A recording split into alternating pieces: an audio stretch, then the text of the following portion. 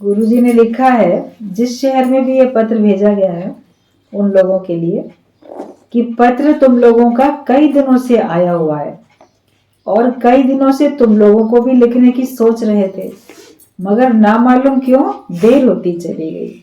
गुरु को भी लगता है कि किसी का पत्र आए तो हम उसका तुरंत जवाब दे दें, और इतना व्यस्त जीवन होता है, उनके लिए केवल एक ही नहीं होता, उनके लिए अनेक होते हैं और सभी को समय देना पड़ता है, सभी का समस्या का समाधान करना, सभी को ज्ञानवान बनाना।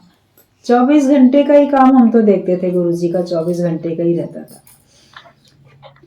तो उनको भी लगता है कि इनका पत्र उत्तर देने में देर हो गई है। तो हालांकि गुरु कोई आंसरेबल नहीं है कि हमको क्यों देर हो गई या देर हो गई, मगर खुद ही लगता है। तो ये गुरु की बढ़ाई है, ये नम्रता है कि इस बात को उनको लगे कि हमको जल्दी उत्तर देना चाहिए था और हमको देर हो गई। लोग तो संसार में गलती भी करेंगे तो भी वो सॉरी फील नहीं करेंगे या अपना नहीं मानेंगे कि हमको ये काम तब कर लेना चाहिए था या हमको देर में क्यों किया। तो कोई बात नहीं, जब वो उत्तर दे दिया दे दिया। और रोज तो गुरु की वाणी में उत्तर मिल ही रहा है, मगर फिर भी अलग से दिया जाए पत्र का जवाब पत्र के द्वारा और उसमें लिखा जाए तो ये बहुत बड़ी बात है। कोई गुरु ऐसे अपने शिष्यों के लिए संसार में बाकी हम नहीं समझते कि इस तरह से लिखते होंगे या लिखा होगा। और हम लोग सब कितने भाग्यशाली हैं कि गुरु का प्रेम है कि वह हम लोगों पे निगाह रखता है, ध्यान रखता है और उसको लगता है कि नहीं, जिस समय पत्र आया तभी जल्दी जवाब दे दो। दादाजी ने ये बात सिखाई सबको, गीता भगवान ने सिखाई, दादा भगवान ने सिखाया कि कैसे जिस समय किसी का पत्र आए आप पढ़ो और कोशिश करो उसी समय जो कुछ आपको जवाब देना है उसी समय जवाब दे दो, लिख दो, और लिखने के बाद उसको पोस्ट भी कर दो उसी समय।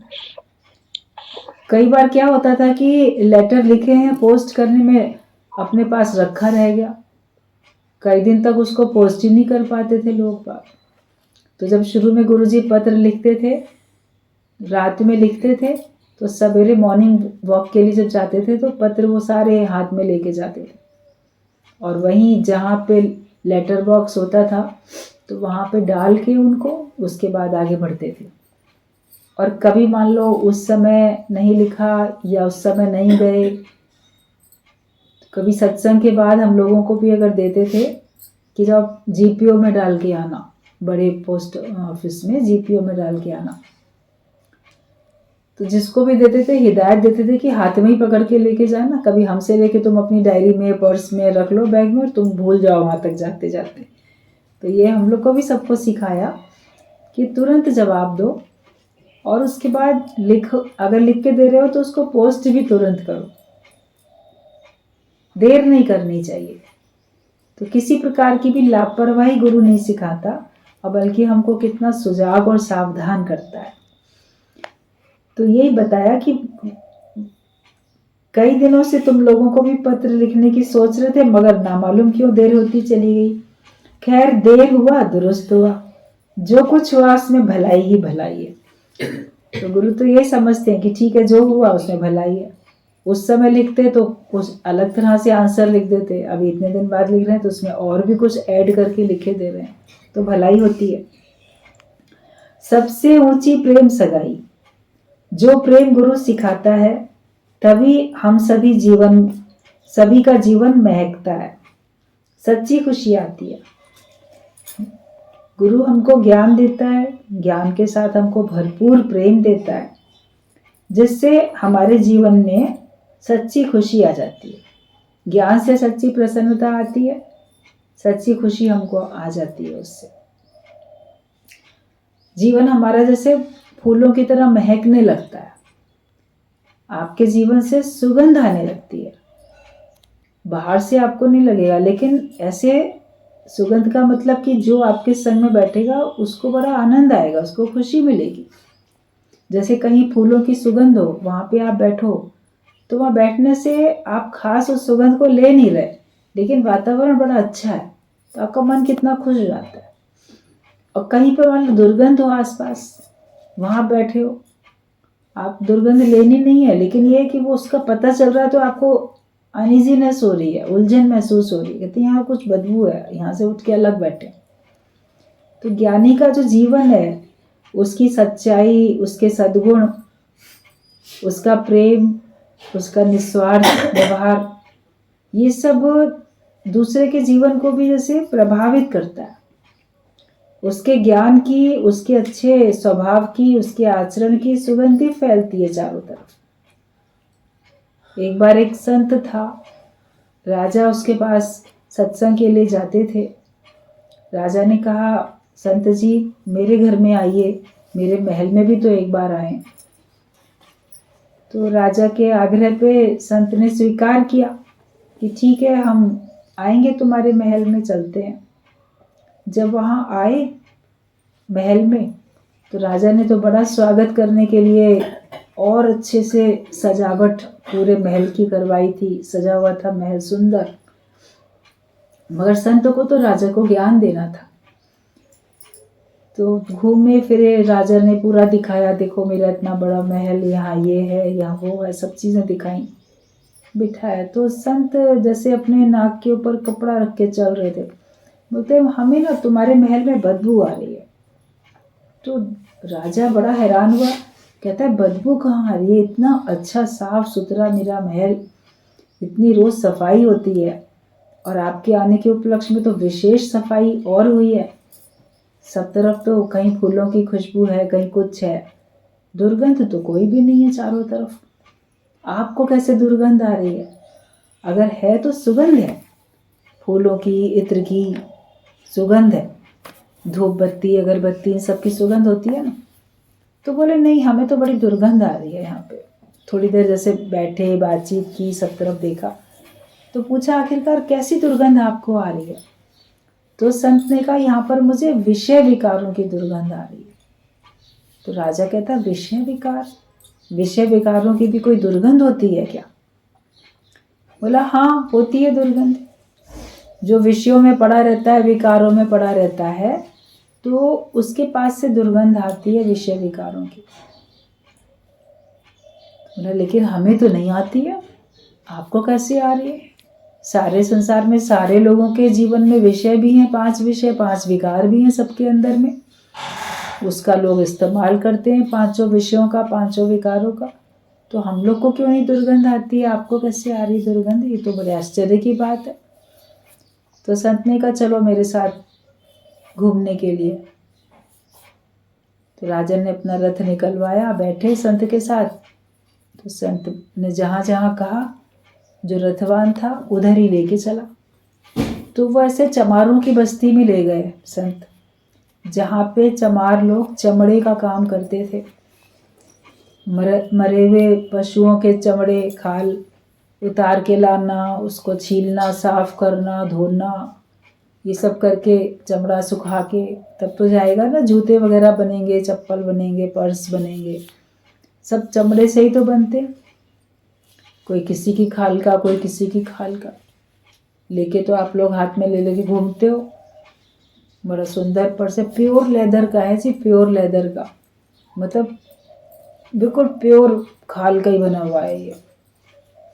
और उससे बड़े खुश हो रहे हैं।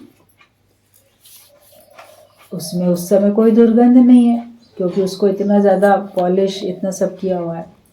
तो है तो वो चमड़ा ना।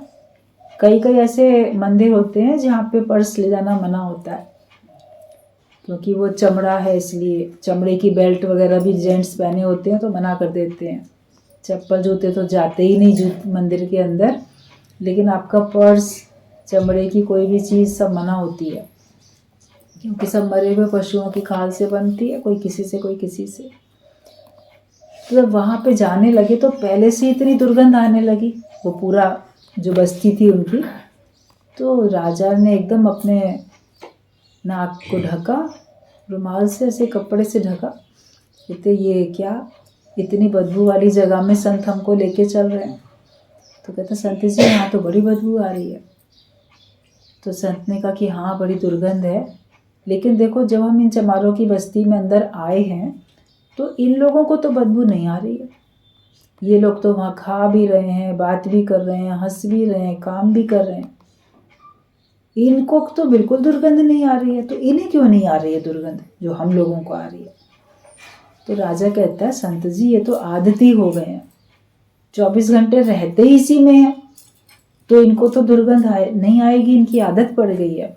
हम लोग की आदत नहीं है, इसलिए हम लोग को ये दुर्गंध पता चल रही है, और इनको इसी में रहते हैं, इनको तो इसका अलग से आभास भी नहीं हो रहा।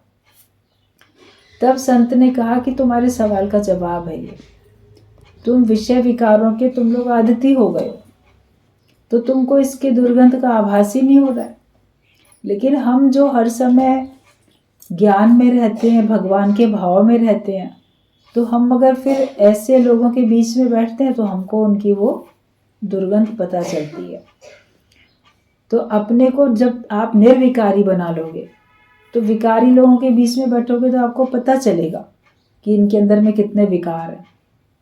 गुरु हमको इतना शुद्ध करते जाता है, फिर जब आप सांसारिक लोगों के बीच में बैठते हो तो आपको उनके पास से विषय विकारों की दुर्गंध का पता चलता है। इसके अंदर बड़ा लोभ लालच है, इसके अंदर बड़ा मोह है, इसके अंदर बड़ा क्रोध है, इसके अंदर बड़ी काम वासना है, इसके अंदर कुछ है, ये बड़ा अहंकारी है। ये सब आपको और अच्छी तरह से उसका जैसे अंदर से एहसास होने लगेगा, और फिर आपको उलझन भी होने लगी, कहाँ मैं इन लोग के बीच में बैठा हूँ जो बातें इस प्रकार की कर रहे हैं। कितनी उलझन की बात है। विषयों में सब पड़े हुए हैं, कोई शब्दों में अटका है, कोई स्पर्श में अटका है, कोई रूप में, कोई रस में, कोई गंध में। सबका मन कहाँ कहाँ नहीं अटका होता है। लेकिन जो ब्रह्म ज्ञानी होता है उसने अपने को छुड़ा लिया इन बातों से, वो इनका इस्तेमाल नहीं करता, इनसे दूर हो गया, तो फिर अब उसको उलझन होगी। कभी कभी आप लोगों ने घरों में महसूस किया हो कि जिन घरों में जैसे जिनके बच्चे बड़े हो गए, नौकरी करके दूसरे शहर में चले गए हैं, फिर बड़ी उम्र के माता पिता रहते हैं, फिर उसके बाद में उनको उसी प्रकार के उनके आसपास के जो उनके एज ग्रुप के लोग होते हैं वो उनके पास आते जाते हैं। फिर जब कभी घर में मेहमान आते हैं या बेटा बहू आएंगे, उनके बच्चे आएंगे, तो हैं उन्हीं के पोता पोती, लेकिन वो बच्चे शोर मचा रहे हैं, दौड़ रहे हैं, तो उनको उलझन होती है, क्योंकि उनको फिर अब आदत ख़त्म हो गई होती है। जो घर में कोई शुरू से काफ़ी समय से उनके अपने बच्चे बड़े हो गए और उसके बाद अब है नहीं, तो फिर उनको शांत एकांत ही अच्छा लगता है। तो उनको वो अटपटा लगता है कि इनका बहुत ज़्यादा परेशानी हो रही है, तकलीफ़ है। और जो अभी उन बच्चों के माता पिता हैं उनको कोई परेशानी नहीं होती, क्योंकि वो तो रोज़ उसी के बीच से बैठे हैं। रोज़ बच्चों की शोर, बच्चों की शैतानी, वो उसी में है, तो उनको डांटते डपटते रहेंगे, कहीं संवारते कुछ करते रहेंगे। वो उनके एक रूटीन है, उनका एक नॉर्मल रूटीन है। लेकिन जहाँ फिर छोटे बच्चे नहीं हैं तो वहाँ पे उलझन होने लगती है उन लोगों को, क्योंकि उनको अब उनके शोर की आदत नहीं रह जाती है। तो एक साधारण सी बात है ये तो। लेकिन ऐसे ही जब आप ज्ञान में आ जाते हो तो आपको सांसारिक बातों में पढ़ने की आदत नहीं रह जाती है।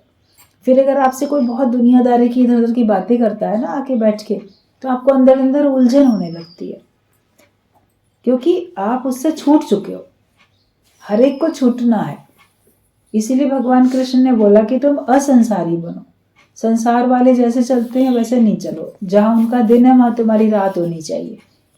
जिन विषय विकारों में वो जाग रहे हैं, तुम्हें वहाँ से निद्रा आ जाए। जैसे सो गया व्यक्ति तो उसको कोई फर्क नहीं पड़ रहा ना, और जहाँ पे ज्ञानी जाग रहा है वहाँ पे वो लोग सोए हुए। ज्ञानी तो आत्म जागृति में है, वो लोग आत्म जागृति में नहीं है, आत्मा की तरफ से सोए हुए हैं, ज्ञान की तरफ से वो लोग सोए हुए हैं। तो उनको कैसे ज्ञान का पता चले? वो हैं ही वहाँ पे सोए हुए।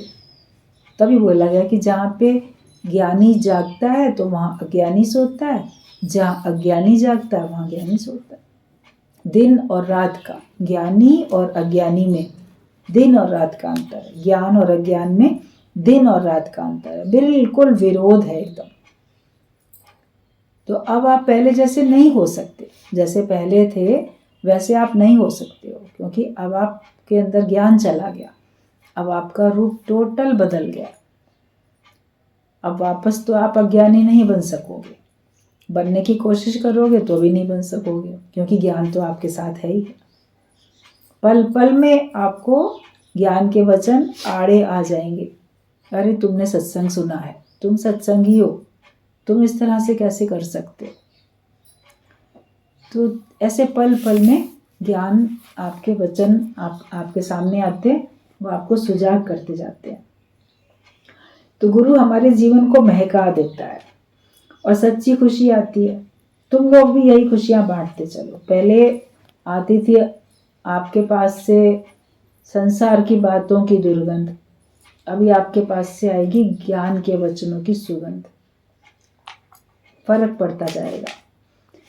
और अंदर से दृढ़ वैराग्य और आत्मा का पूर्ण निश्चय करो। सच्ची खुशी लो, यही सच्ची खुशी बांटो और अंदर से दृढ़ वैराग्य और आत्मा का पूर्ण निश्चय करो। आत्मा के निश्चय से ही तुम मुक्ति पा सकते हो, बाकी किसी साधन से नहीं। साधन करे है जब तलक नहीं ब्रह्म जाना जाए है। साधन रहित है ब्रह्म तो साधन रहित ही पाए। सब साधन छूट जाते हैं और साधन रहित आप जब हो जाते हो तब आपकी ब्रह्माकार वृत्ति हो जाती है। करते रहते हैं, कोई काम करते रहते हैं, लेकिन जब निश्चय होता है तो सब कुछ छूट गया, तब आपको आत्मा का निश्चय हुआ। कर्म साधन तभी तक तो करते हो जब तक कि आपको वो वस्तु प्राप्त नहीं हुई है।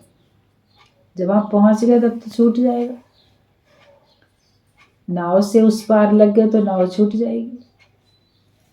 मंजिल पे जाने के लिए अब नाव सहित थोड़ी जाओगे। किसी के घर में जाने के लिए दरवाजे के पास पहुंचकर आप जिस साधन से आए हो साधन छूट जाता है। आप कार से आए, स्कूटर से आए, रिक्शा से आए, जिससे भी आए, ऑटो से आए, तो वो तो छूट गया ना भाई। कौन से साधन से आए हो वो साधन छूट गया। फिर आप दरवाजे से एंटर होके तब जो घर का ओनर है, मालिक, उससे मिलते हो। तो साधन आपको एक जगह तक पहुंचाते हैं, मगर उसके बाद उस साधन को छोड़ के जब आगे बढ़ते हो तब आपको प्राप्ति होती है परमात्मा की। तभी कहा साधन रहित है ब्रह्म, साधन रहित ही पाए है। राजा जनक के 3 प्रकार के कर्म त्याग किए। राजा जनक ने 3 प्रकार के कर्म त्याग किए, कायिक, वाचिक और मानसिक। पर गुरु कहता है ये सभी कर्म अद्वैत आत्मा के निश्चय में विक्षेपता करने वाले हैं, इसलिए इन तीनों का त्याग कहा गया है। ज्ञानी तो कर्मातीत हो जाता है, क्योंकि कर्म करने से हम हर कर्म के बंधन से नहीं छूट सकते, इसलिए कर्मों से ऊपर उठना है। मैं आत्मा हूँ, सर्वत्र आत्मा है, यही निश्चय मुक्तिदाता है। बाकी सब जग चलनहार, किस नाल कीजिए दोस्ती। बाकी किससे दोस्ती करें, सारा संसार तो जाने ही वाला है। तो हम सारे कर्मों से भी छूटे। 3 तरह के कर्म होते हैं, उन कर्मों से छूटो भाई। कुछ शरीर से बनाते हो, कुछ मन से बनाते हो, कुछ वाणी से बनाते हो। तो बोलने में भी सावधानी रखो। कहते कर सकल द्वार बंद, समाधि लगा के देख, अंतःकरण में ज्ञान की ज्योति जला के देख। तो आप अपने मन इंद्रियों का जब संयम करके बैठते हो तब आपको सचमुच में मुक्ति मिलती है। संयमित जीवन बनाओगे तब मुक्ति मिलेगी। आपकी इंद्रियां बहिर्मुखी हैं तो आप बहिर्मुखता की तरफ ही जाते हो। अंतर्मुखी होने के लिए ध्यान, साधन, समाधि, ये सब अंतर्मुखता में आने के लिए तो है। और ज्ञान से आपका मन अंतर्मुखी हो जाता है, आपका मन बाहर कहीं भटकता ही नहीं है। मन को एकाग्र करने के लिए ध्यान है कि ध्यान लगाओ तो किस चीज़ में ध्यान लगाओ। कोई ऑब्जेक्ट बताते हैं, उस चीज़ में ध्यान लगाया जाए। सारे चारों तरफ से मन हटा के एक जगह लगाओ। सत्संग में भी ये बात आप सुनते हो। भगवान ने बोला हर तरफ से मन हटा के, हे अर्जुन तू मन मुझ में रख। हमारा मन जब अपने ही स्वरूप में आ जाता है, या सत्संग में आता है, ज्ञान में आता है, सब तरफ से जैसे सिमटते सिमटते आप बिल्कुल एक पॉइंट पे आ जाते हो। वृत्तियाँ फैली हुई हैं। मंदिर का देखो गुंबद जो होता है मंदिर का, तो ऐसे पूरा करते करते बिल्कुल एंड में समाप्त हो जाता है, एक नोक। उसकी जितना भी एरिया फैला हुआ था वो सब सिमटते जाता है। छत की तरफ अगर आप देखो उसका गुंबद होता है तो सारा सिमटते जाता है। तो ऐसे ही ज्ञानी के भी मनोवृत्तियाँ बहुत फैली हुई थी, वो सब तरफ सिमटती जाती हैं। सब तरफ से मन दसों दिशाओं में दौड़ रहा है, लेकिन अब हमको मन को एक ही जगह लगाना है। मन को आत्मा की राह दिखा दे वरना मन नहीं मानेगा। तो उसमें कई तरीके से लोग बताते हैं किस तरीके से तुम करो, ध्यान लगाओ, किस तरह समाधि लगाओ। अभ्यास करने से आपको होता है। सत्संग में भी आते हो, बैठते हो, रोज का सत्संग है, यही आपका अभ्यास है। फिर आपका मन एकाग्र हो जाता है, तो वो आठों पहर की समाधि लग जाती है। ध्यान हमारा लग गया भगवान में, फिर ध्यान हमारा कहीं भटकता ही नहीं। मेरा कुछ है ही नहीं तो मैं कहाँ ध्यान लगाऊं।